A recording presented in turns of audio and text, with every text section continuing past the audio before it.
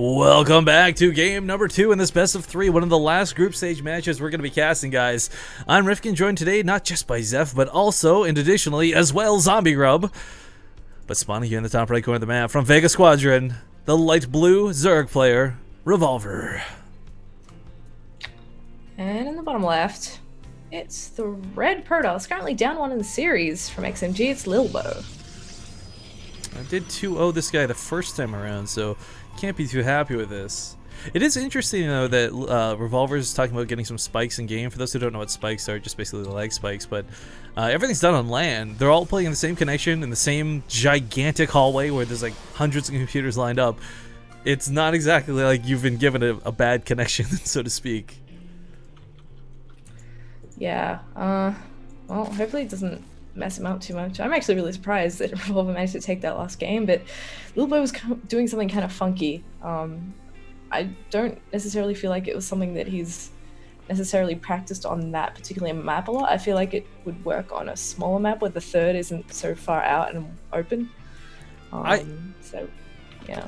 I think it's more like if Lilbow had been given, say, almost anywhere between 30 seconds and a minute more time, like getting that second Colossus out prior to the engagement, having the Phoenix not in the middle of nowhere, like very small things could have made him win that fight very decisively instead of just barely losing it in the end. Yeah, true. I think maybe as well his Phoenixes could have been a little bit more active. I mean, he didn't really see the army coming across for quite a while. His obs was actually what spotted that, and he wasn't trying to, you know, pick off units here and there. And then the Phoenixes were randomly somewhere else when they actually engaged. Like, if they were in the fight, maybe that could have been a little better for him. He might have been able to just hold on. I don't know, Zombie Guy, I'd love to hear your thoughts on this, but I thought scouting aside, he was doing actually a lot with the Phoenixes last time, picking up the drones, the Hydralisks.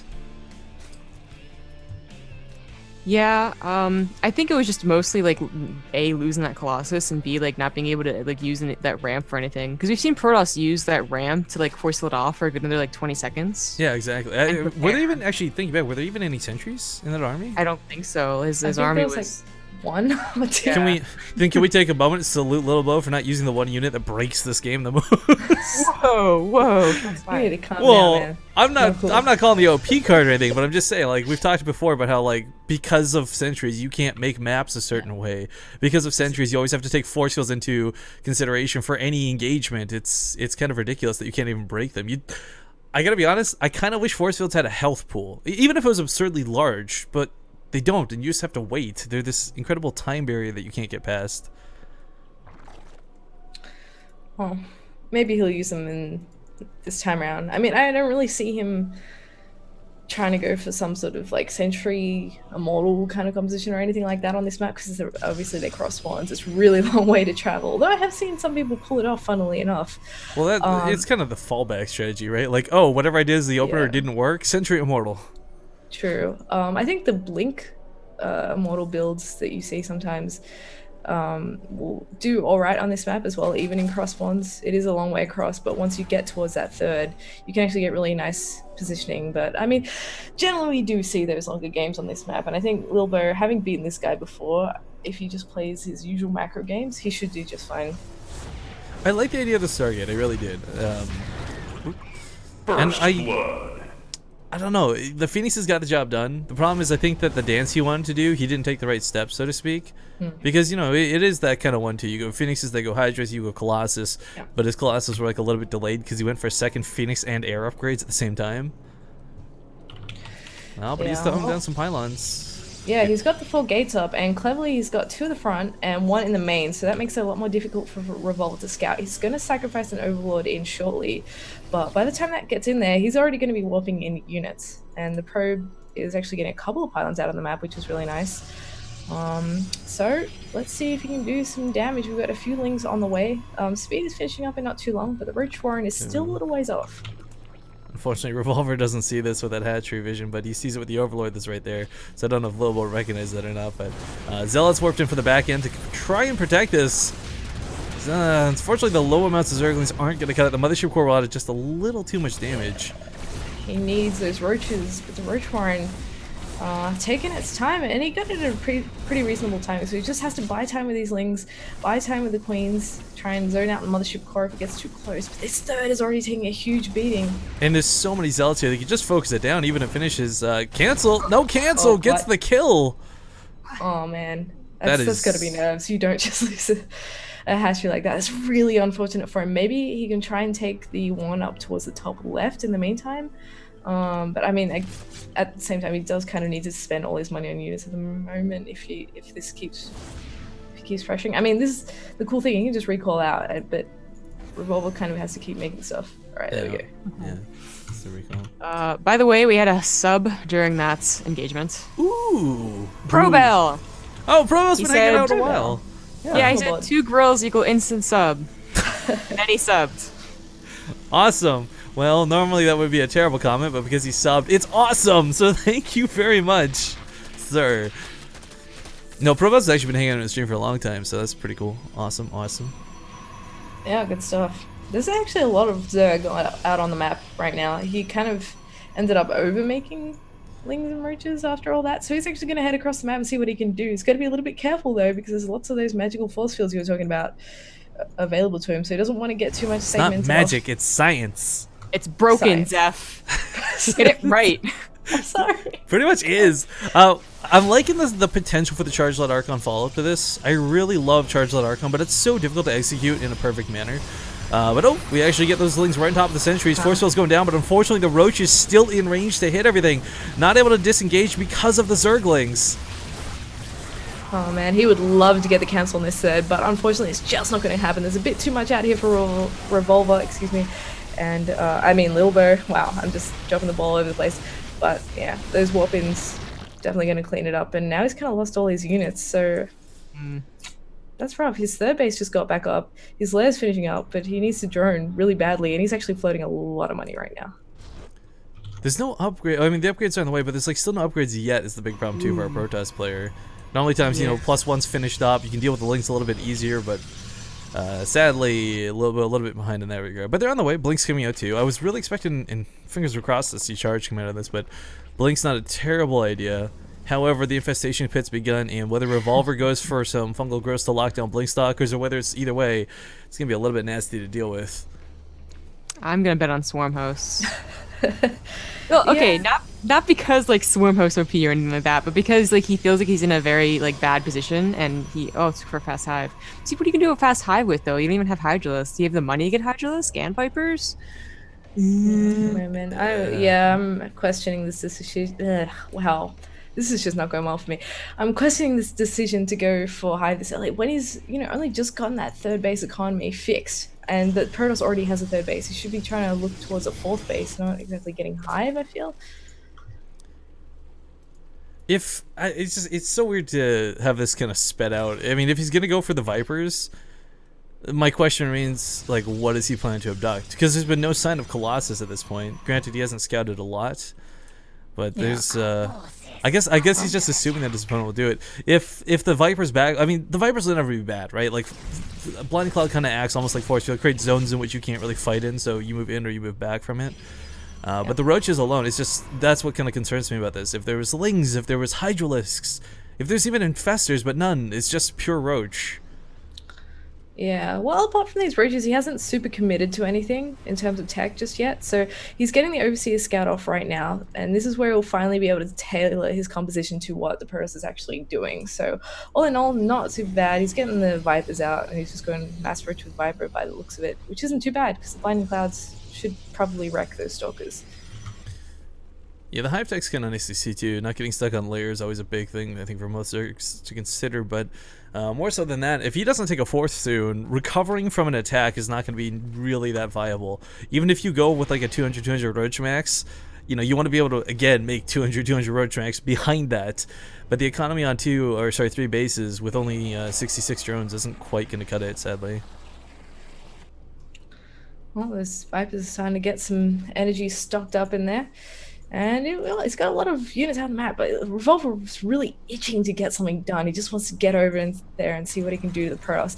And I actually think if he brings the fight to Lilbow, which looks like his plan here, it would probably be better for him than if Lilbow was out on the map, because right now he has only so many places he can kind of move around in, which limits the amount of places that he has to kind of drop Blinding Cloud, although he does have to make sure that he has all his stuff together before he goes in there. Already alerted him to his presence though, so he's got to be careful. Not many sentries to force field this away either. Oh, Exactly. actually, there's a bunch on the high ground.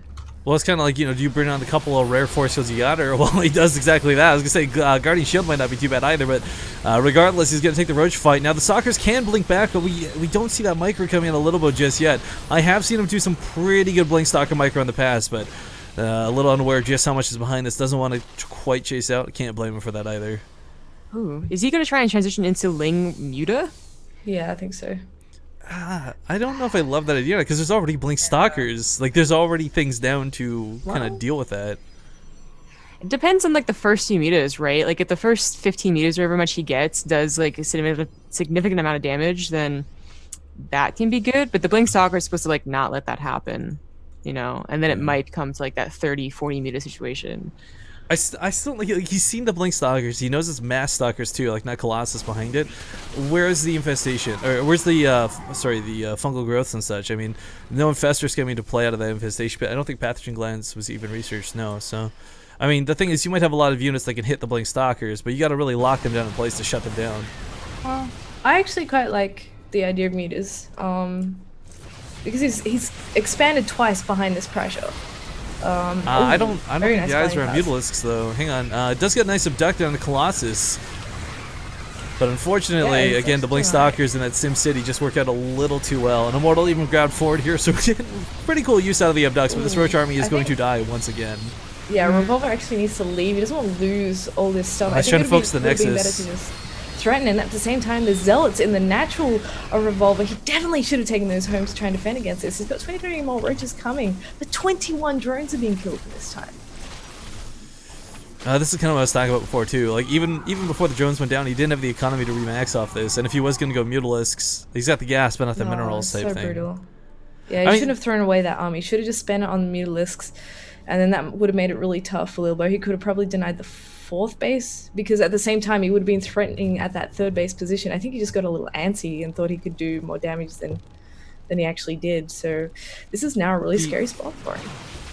The attempt to knock down the Nexus though was kind of cool, but I felt just came a little too late. He was just still moving up to that point. Then like within the last 10 seconds decided, oh right, there's a Nexus here. Could maybe tear that down. But yeah. Well, okay, so even though like the Roach Remax was kind of like, I don't know about that. We have seen, was it Minimath? You're just talking about him do wonders against this composition with Ling Roach, and it's what he's like majority going for. The big thing too on top of this, you got to engage it from multiple angles. Like you don't want to give the Stalkers one direct path they can blink back safely too. But it's not so much that Revolver's not been able to force him from multiple angles. It's more that Lilbow's been pretty smart about like putting his back to a wall. He's been stuck in his Sim City. He knows what his weaknesses are, and he's not really giving openings. Yeah, he's doing very well, especially with this Warp Prism harass, which I really, really like, and that's certainly one way you can start dealing with that muta threat preemptively. Because I mean, sure, Warp Prisms can get cleaned up really quickly, but at the same time, the mutas often have to go home and defend that, because it's hard to split up your units nicely enough to defend against that sort of Zealot run-bys and warp-ins all over the place. So he actually has a pretty decent economy again. You know what, and actually, 19 meters. I was trying to figure out how you would use these Mutalisks, right? Because you can't really just move onto this many blink Stalkers, especially with Templar. Granted, they don't have Storms, but there's always the threat of Archons. What I think you'll probably do, what might make her out best, is because that Nexus is so low, come in from the side, try and dive it. If the army moves to respond, send the Roaches to the fourth. That might be his best bet to do some real damage. Because it's very possible he kills that Nexus in the time the Mutalisk can get in and get out. And then if the army's there to respond, well, there's only 3 cannons defending the fourth. But I think he's going to do it backwards, actually, of what I just described. Yeah, well, see if he can get some damage back, considering what happened. But there we go. He's going to dive in towards that third base at the same time. Can he get anything done, though? This is a very tight wall. I like this, splitting links to the natural. He's really splitting his forces, but Lilbow with a quick pylon wall, and sadly just barely in 2 locations. Not going to be enough. Lings get past this into the main, into the natural, trying to focus down the Nexus. Not going to be able to do that. Very nice. Morphs them into Archons to save him. Muta's actually Oh, he's- engaging some Stalkers, but there's enough to take it out. And at the same time, the Lings are still in the main. Needs to get those Mutas out of there, though. Doesn't want to take too many hits to that Mutable. I think the And- weapon upgrades are paying off really nicely with those Blink Stalkers, especially. The Mutalisks have been dwindled quite heavily. Third base Wow. still stands, and the Lings are slowly getting Gonna cleaned get up by the Cyber Zealots. Core. So, bye-bye Stalkers. For now. I mean, that was a Yeah, really for cool now, attack but- and a good setup, but look at the army supply afterwards. It's just non-existent. He's making more Lynx, he's making more Mutalisks. Neither of these are really going to hold up too well to Archons, Blink Stalkers, and Colossus. Yeah, if he can pick it apart, though, it's going to go well. He's diving back with the Mutas once again towards this fourth base, forcing a lot of the Stalkers to come What back is home, this? but the rest of the army is sitting out in the middle of the map. What was that Viper even doing? It was just there. Just wanted to join the party, man. Same with this Colossus. What is with these awkward units all over the map? Oh my god. Yeah, well, with the Archons, he's actually pretty safe there. Like, Lings aren't going to do anything if there's Colossi, and That- obviously the Mutas are going to be really scared, but he's doing a really good job at trying to keep the Protoss home at the moment. The Considering Ling he doesn't have the run by- money to remax right away. Like, I love the Ling run by. I thought that was so cool. It's just really unfortunate it didn't get more done. Nice snipe for the Colossus, though. Well, Lilbow's actually doing a pretty good job at picking off Mutas here and there, though. He's kept the Mutable pretty tame. It's 25 at the moment, but he's already lost 29 Mutas? Really? Yeah, that was all that Blink Stalker engagement here outside the fourth. It just Wow. kind of A-moved him, sadly. Mutalisks are really good, but not if you can't outnumber your opponent. If your opponent's got 20 more Stalkers than you have Mutalisks, they're probably going to win that engagement. The scary thing, too, is the Archons are going to make this really, really hard to deal with. That splash damage is just going to wreck the Mutalisks. Storm's coming down, slapped on top of this, too. Oh, that's brutal. Does try to magic box on top of the Archon. It's kind of a cool move, but there's still the Blink Stalkers to cover it as the problem. Fourth baser goes down here, and he's looking to just push into the win. And I think Revolver, well, we're going to see a game 3, that's for sure. Wow. I just can't see him stopping yeah, this. That's Yeah. just it. There's too many places at once. Well done to Lilbow bringing it back. Evening it up to 1-1 in this best of 3, so decide a match.